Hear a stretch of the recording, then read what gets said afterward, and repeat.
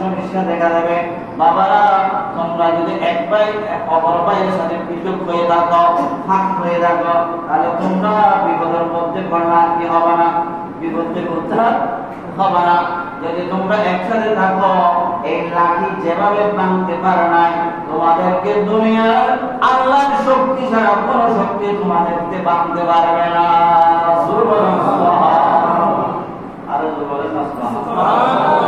তোমরা যদি একসাথে থাকো, একত্রিত ভাবে থাকো বাবা, তোমাদেরকে কোনো শক্তি কি করতে পারবে না, ভাঙতে পারবে না, তোমাদের ক্ষতি করতে। দেখেন, এই সমাজের মানুষ একসাথে আছে, যে দেশের মানুষ মুসলমানরা একসাথে আছে, তাদেরকে কোনো ক্ষতি করতে পারতেছে না। যে সমাজের মানুষ একত্রিত ভাবে আছে, তাদেরকেও কোন সমাজের মানুষ ক্ষতি করতে পারে না। যে ঘরের মধ্যে, যে ফ্যামিলির মধ্যে ভাই ভাই মিল আছে, ওই ভাইদেরকে কোনো কেউ আক্রমণ করতে পারে না। আল্লাহ বলেছেন তোমরা কি থাকো, একত্রিত হয়ে থাকো, একসাথে থাকো।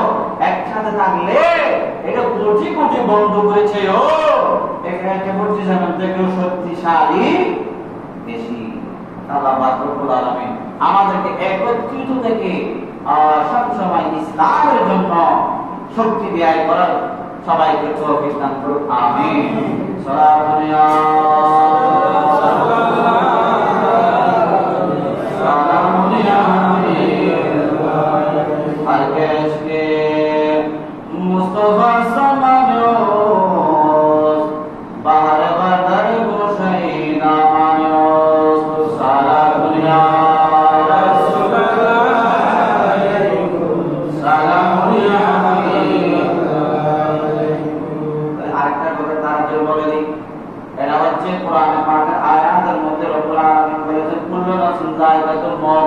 প্রত্যেক প্রাণী কি করতে হবে, মৃত্যুর স্বাদ গ্রহণ করতে হবে।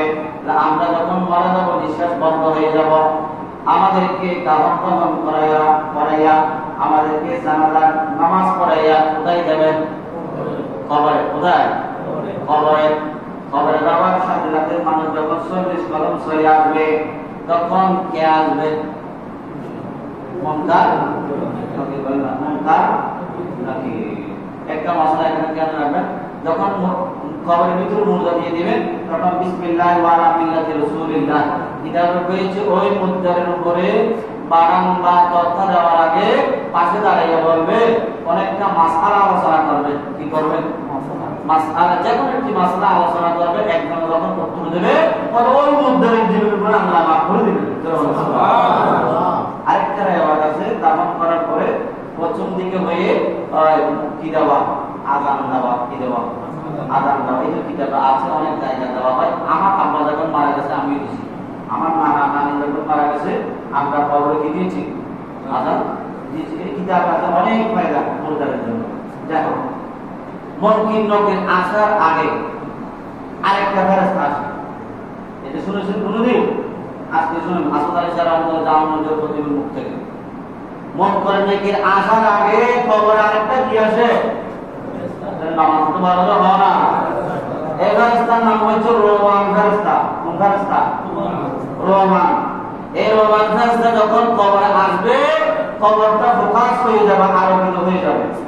মানে কিরকম আলো, আর 14 তারিখ ছানাসে আরো বেশি কি হয়ে যাবে, আলোকিত হয়ে যাবে।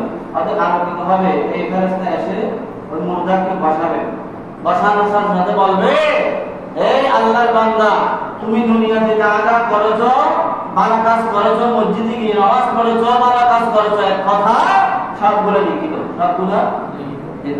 তখন মুর্দা বলবে, আমার কাছে কলম নাই, আমার কাছে খাতা নাই, আমার কাছে কালি নেই। সুবহানাল্লাহ। সব কম তাদের বলতেছি।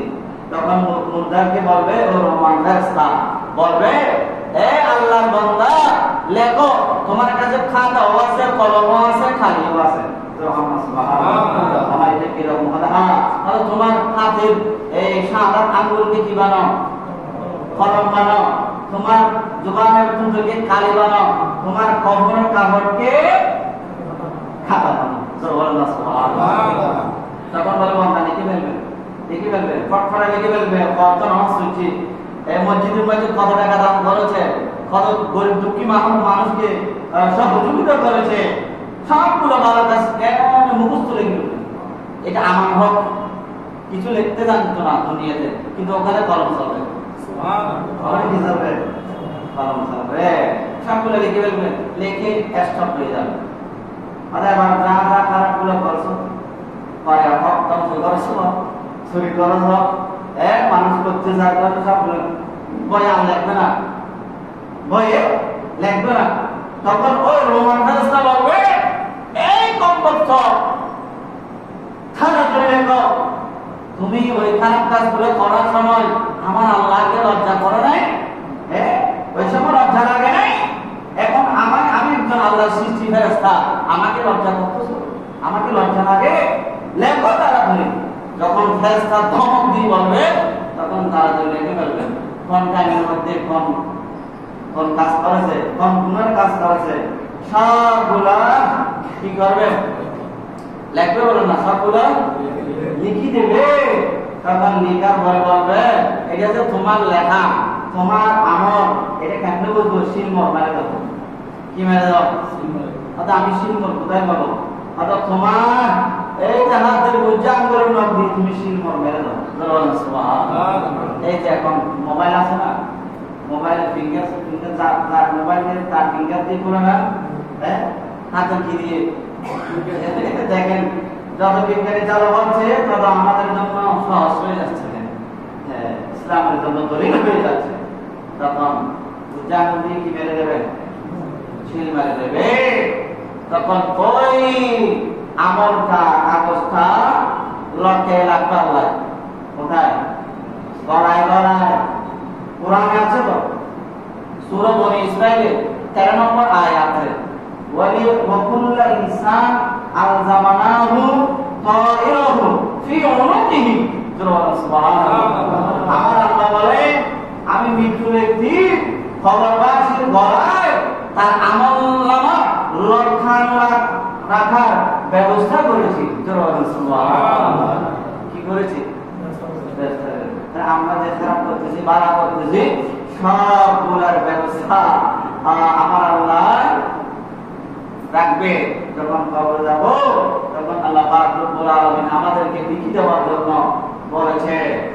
তখন ফেরেশতা বলার সাথে সাথে ওগুলো লিখে দিতে হবে, ওগুলো লিখে দিতে স্মরণ করুন। বা এই দুনিয়াতে কঠিন আসন ওই যে আমরা থাকবো, এই দুনিয়াতে যতদিন থাকবেন একটু বাড়া কাজ করবেন, দান খয়রাত করার জন্য চেষ্টা করবেন। খবরের মধ্যে যেন রোমান্স থাকে তাড়াতাড়ি লিখে দিতে পারেন। খারাপ কাজ থেকে দূরে থাকবেন, মানুষকে হাত দিয়ে আঘাত করা থেকে দূরে থাকবেন, যেন খবরের মধ্যে ওই খারাপ কাজগুলো লিখতে না হয়।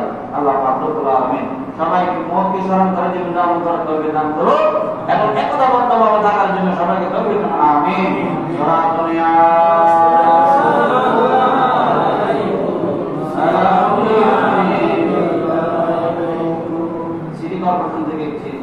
কাগজ দিয়েছে যে আপনারা যে ময়লা ফেলেন সেখানে ময়লা ফেলাটা ঠিক না। নির্দিষ্ট স্থানে ফেলানোর জন্য যে ডাস্টবিন রাখা হয়েছে, ওখানে ফেলার জন্য, ওখানে রাখার জন্য আপনাদেরকে আকুল আহ্বান করেছে।